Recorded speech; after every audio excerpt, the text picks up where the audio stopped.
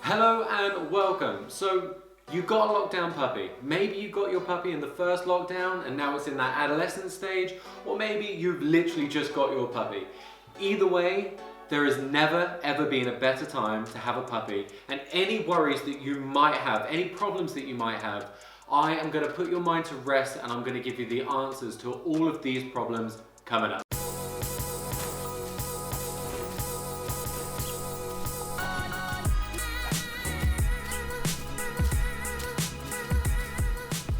So it doesn't matter if you got your puppy during the lockdown or a much happier time when we could still all go to the pub and we weren't all manically depressed.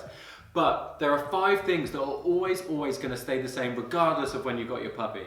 Those things are toilet training, crate training, basic obedience, the big one which is socialization, and finally your dog being able to be left alone in the house without being super anxious and without destroying the actual house. Now, lockdown can be a curse or a blessing. Now, the blessing is that we've got more time. Instead of having to fit all of these things in during the first week or two before you usually have to go straight back to work, we now have a much longer period of time where we can strategically plan everything that we need to get done into a much larger window. Now, the curse is that if we don't use this time, if we don't forward think and we don't plan ahead, then we are going to get problems later on, especially with things like separation anxiety. But the thing I want to focus on more is the positive side of this. The fact that we have way more time to put into all of these things. You can have a dog with much higher levels of obedience because you are going to have little moments around the house while you are indoors and while we're in this lockdown to do things like obedience, to do things like recall. There are so many positives that we can put into our dog training to get an even better version of the dog you actually dreamed of having. Toilet training. Toilet training is all about creating a new habit. Think about your puppy when it was with its breeder, so everything it's ever known, it's been going on puppy pads or newspapers inside the house. We're bringing it into a new house now. We're trying to create a whole new routine where the puppy goes outside. It's never done it before. So what we need to do is give the dog obvious times where he goes outside to toilet to learn this new habit. That's all it is, remember, it's just a habit. So when your dog has eaten food, when he's had a drink, when he's woken up, when he's just come out of the crate, all of these times are obvious times to take the puppy out to the toilet. On top of that, I would give my dog extra times to go outside almost every single hour for the first couple of weeks. The benefit of lockdown is it gives us even longer to keep an eye on the dogs to make sure that we don't give our dogs opportunities to go to the toilet inside the house. We need to be one step ahead of them and take them outside to go to the toilet before they need to go inside the house and before they make a mistake. Obedience. Now this is the one that I am really excited about. I think the opportunity that lockdown has given us to have dogs that are incredibly intelligent and smart and well behaved is just, I'm so excited about it. Instead of just having 30 minutes, like a 30-minute session with their food, maybe once a day if you've got time after you've had a really long day at work, what we can now do is little pockets of training throughout the day. This is going to be so much better for your puppy. It's going to give them so much more time to absorb information that you're giving them, having a nap, thinking about what we've taught them, and then going back to it and just getting lots and lots of different sessions in. We can teach sit, down, stand, under, heel, roll over, sit. There are so many things that we can teach. Recall throughout the day, random recalls throughout the day, like everything that you can do during the house while you're there all day is, honestly, it's such an incredible opportunity. You should be so excited about doing this. Again, I think it's all about planning. It's all about routine. I would literally make a list of all the things that you want to teach, and then literally maybe in like 10 times a day in 10 tiny sessions during the day, you just try and do a few repetitions of lots of different things. You could still do a 30-minute session with their food in the morning or in the evening to tire them out. Regular dog biscuits. Yes. Yes. There are so many opportunities now to teach new things and to have a dog that is genuinely incredibly well trained. You now have the time to do that. Now, Rogan was a lockdown puppy, and within the very first week, I was doing focus. I had the heel position just on the verbal command. Literally, he was 9 weeks old, and I could say heel without using the law, and he would go into that position just because throughout the day, I did lots and lots of repetitions. We did hold with whiteboard pens. We did touch targets, roll over. Honestly, we did paw, we did so many different things. And it was just because we had the time. And instead of having to put lots of pressure on him to get everything in kind of one session, when I had time to teach him at the end of a long day, I had little pockets throughout the day and I just kept on doing 2 minutes here, 2 minutes there. And it really, really paid off. There's two main things that I'm thinking about when I'm planning my obedience sessions. Now, one, when I'm doing fun tricks, it's all about that bond that I have with my puppy. Doing things like training and using food and both of us having a real good time, it really does create such a strong bond. And the second thing is I am trying to prepare for life outside of the house in the most distracting environments ever. And with the most difficult tasks that we're teaching, like lead walking, in my obedience sessions, I am forward thinking. I am planning things like the heel position and focus, being able to get my dog's attention around anything. These are all things that have to be put into our obedience sessions, as well as the fun stuff that is all about the bonding. We have to be thinking about the future too. Crate training, it has two really huge benefits. Number one is that it controls our dog's environments when we're not around. It doesn't allow the dog to just go wherever and destroy the house, which is super important when you have a puppy that wants to chew everything. And the second thing is toilet training. You control, puppies don't want to poo or wee in their bed. So being able to control the environment, it really does encourage them to not wee or poo and to hold their bladder while they're in that crate, which gives you the opportunity to then take them out and just like continue that habit of toilet training outside. Now, lockdown is a huge benefit for this because usually it takes longer than 1 or 2 weeks to condition the dog to enjoy the crate. This is a slow process. We need to get the dog used to wanting to be in that crate. If we just chuck the puppy in, shut the crate, it's more likely to cry and not want to be in there. Now we have a longer period of time where we can do specific things to help our puppies enjoy the crate a lot more and not be anxious when they're inside. Socialization. Ooh, I have been looking forward to this one. There is so much negativity around what we can't do right now, but I would argue that there has genuinely never been a better time ever to socialize a puppy. Now, we need to talk about what socialization is. For me, socialization is about raising a dog in the environment that we live in to be social. Now, I think people look at this very, very differently. I look at this as I want a calm, confident dog to be well behaved wherever I take him out. That means I don't want him to be super hyper, jumping all over people, jumping all over dogs, and not listening. He doesn't need to be crazy, happy, and excited in an environment for him to be social. For me, social is completely different. And normal socialization creates so many bad habits. Typically, we just take our dog out and we let the dog do whatever they want. Now, what this pandemic has done is it's actually forcing us to create some really good habits and not allow our dogs to do things that we would have done in the past. Now, I'm going to give you some examples. Usually when we take our dog out for a normal doggy walk, we'll let them off a lead and they go and do whatever they want, and they learn lots of bad habits. They will play with other dogs and get intense, more intense, and now we have problems like we can't get our dogs back, they're too hyper, they won't listen.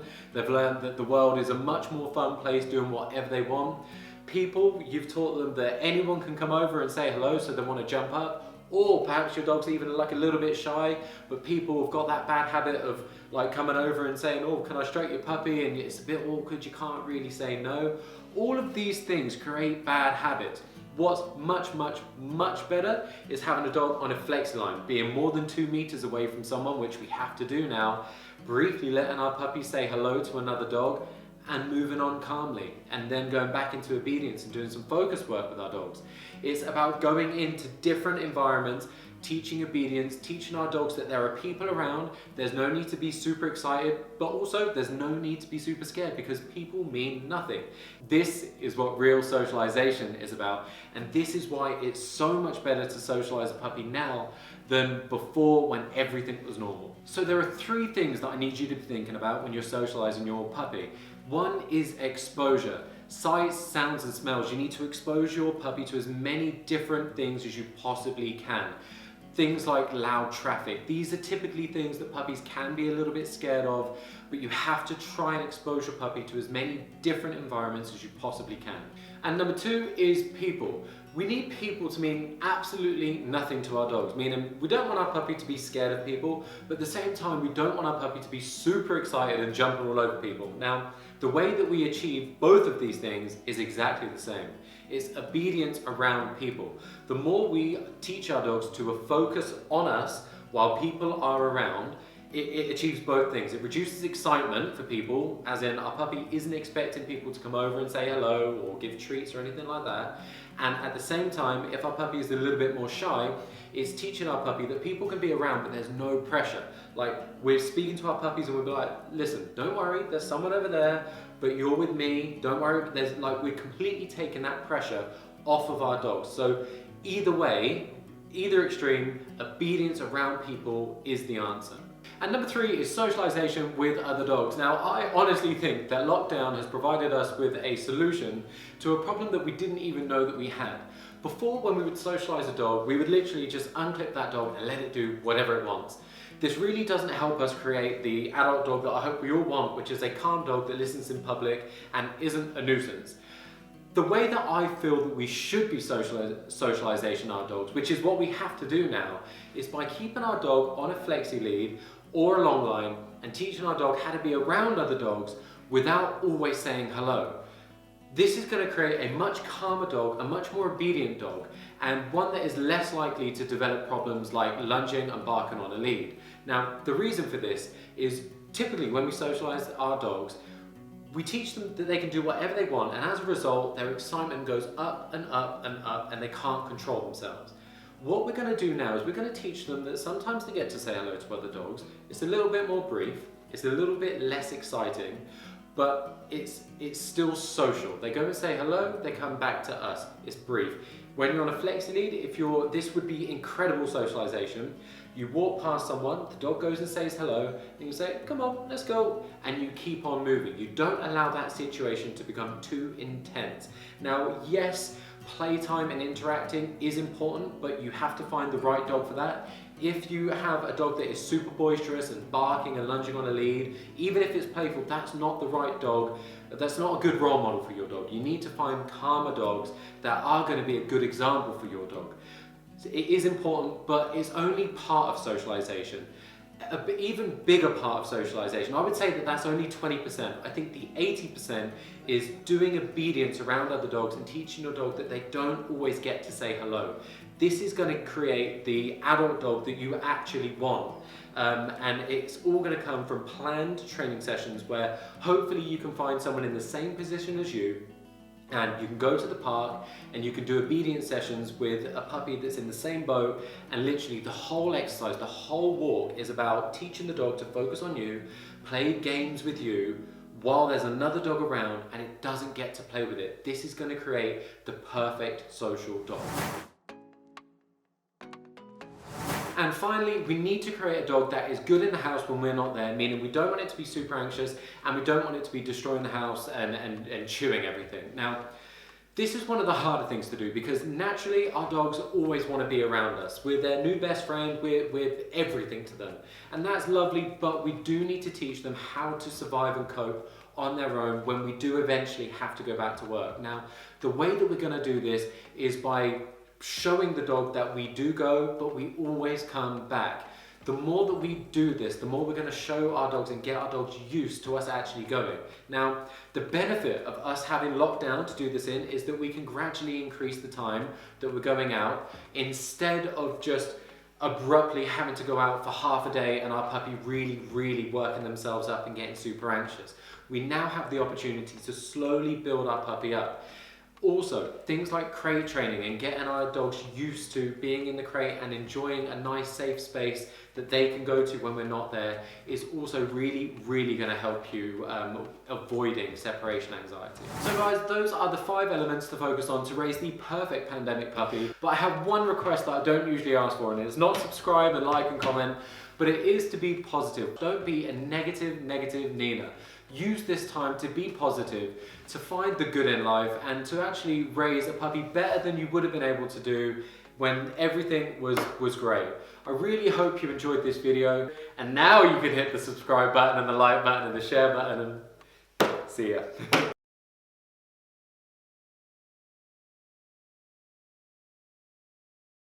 So step number 1 is just to pop your dog in a sit. Hey! Cup of tea? Joe, I'm filming. You can't see that? No, like I saw it, but I just thought, cup's empty. You can't just burst in and ask if I want a tea when you can see the lights are on, the camera's on. Your cup's empty. I mean, I just thought maybe you want a tea. It's a bit. There is no way that you saw that my cup was empty from all the way over there. It doesn't. You kidding me right now? No, I just thought I'd come in like, hey, want a tea? Like, hey guys, like, you know, have a tea. Okay, yeah, Joe, go on. Great, yeah, thank you. I would love a tea. Awesome. Yeah, that'd be great. What, Jack? What's the time? It's 12:30. Can I have a beer? It's too early for a beer. What is wrong with you? You can't do this. You've got people watching. Like your kids watching. You can't do this. You just have a cup of tea. Anything else? Yeah, there is something else. It's 12:30. You can. Okay, alright, yeah. Joe, tea's great. Awesome, thanks. Okay, get yeah. Yep. You don't mind? No, I. See you guys. Oh, okay. See you guys. So, step number 1.